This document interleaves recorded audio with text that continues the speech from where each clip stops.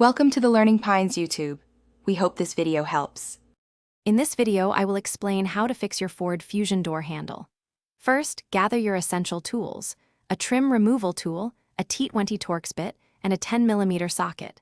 Having a new door handle assembly on hand is crucial for a smooth replacement.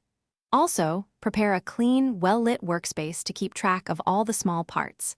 This preparation ensures a straightforward and efficient repair process, saving you time and effort. Next, let's remove the interior door panel. Begin by using your trim removal tool to carefully pry off the small cover behind the interior door handle. You will then find and remove two 10mm bolts, one behind the handle and another in the armrest pocket. After that, gently pry around the edges of the door panel to release all the retaining clips. Finally, disconnect any electrical connectors and the door handle cable before completely removing the panel.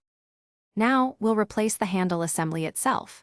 First, locate and remove the T20 Torx screw that secures the existing door handle assembly. Carefully detach the old handle from its mounting points, paying attention to any connected cables or linkages. Then, connect your new door handle assembly, making sure all cables and linkages are properly attached and seated. Finally, secure the new handle with the T20 Torx screw and test its function before proceeding. To finish up, let's reassemble the door.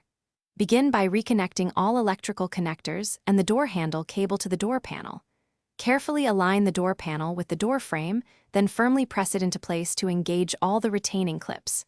Next, reinstall the two 10mm bolts, one in the armrest pocket and the other behind the interior handle. Finally, snap the small cover back into place behind the interior door handle, completing your repair. Your Ford Fusion door handle should now work perfectly. Thanks for watching. Consider subscribing if we helped you.